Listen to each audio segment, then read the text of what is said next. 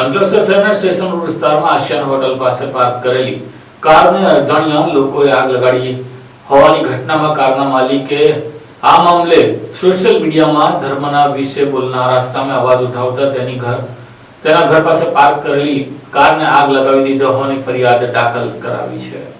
અંકલેશ્વરમાં પણ હવે ધીમે ધીમે પરપ્રાંતીય વિસ્તારોમાં જેવી ઘટના બનતી હોય છે તેવી ઘટના દિન પ્રતિદિન સામે આવતી રહી છે। અંકલેશ્વર શહેરના સ્ટેશન રોડ વિસ્તારમાં આસિયાના હોટલ પાછળ પાર્ક કરાયેલી ફોર્ચ્યુનર કારને અજાણ્યા શખ્સોએ આગ ચંપી કરીને ફરાર થઈ જતા વિસ્તારમાં ચકચાર મચી ગઈ છે। ઘટનાની જાણ થતાં નગરપાલિકાના ફાયર વિભાગે તાત્કાલિક સ્થળ પર પહોંચીને સમગ્ર ઘટનાને કાબૂમાં લીધી હતી। સમગ્ર મામલે અંકલેશ્વર શહેર એ ડિવિઝન પોલીસે ગુનો નોંધીને તપાસ તેજ કરી છે। પ્રાપ્ત માહિતી મુજબ અંકલેશ્વરના સ્ટેશન રોડ ઉપર હોટલ નજીક આવેલા ઉમર રેસિડેન્સીમાં રહેતા રિયાઝ શેખે પોતાની ફોર્ચ્યુનર કાર રહેઠાણ નજીક પાર્ક કરી હતી। મધરાત્રે દરમિયાન અજાણ્યા શખ્સોએ કારમાં આગ લગાવી હોવાના આક્ષેપ કરવામાં આવ્યા છે। આગની જાણ થતા ફાયર વિભાગની ટીમ તાત્કાલિક સ્થળ પર પહોંચી હતી અને ભારે જહેમત બાદ આગને કાબૂમાં લીધી હતી। જો કે આગમાં કારને નોંધપાત્ર નુકસાન પહોંચ્યું હતું। ફરિયાદી રિયાઝ શેખે જણાવ્યું હતું કે તેમણે સોશિયલ મીડિયામાં ઇસ્લામ ધર્મ વિરુદ્ધ ટિપ્પણી કરનારાઓ સામે અવાજ ઉઠાવ્યો હતો, જેની અદાવત રાખીને તેમની કારને આગ ચંપી કરવામાં આવી હોવાનું તેમને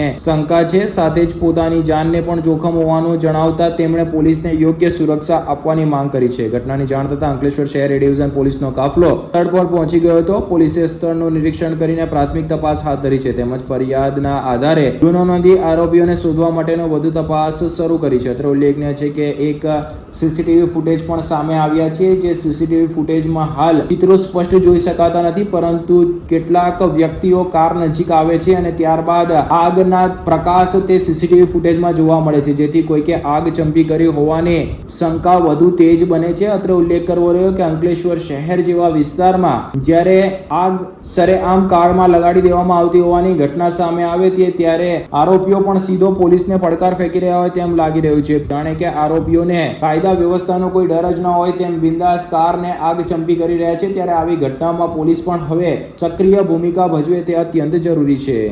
મારું નામ રિયાઝ શેખ છે। મેં સ્ટેશન રોડ આસિયાના હોટલની બાજુમાં ઉમર રેસિડેન્સી આવી છે, ત્યાં રહું છું।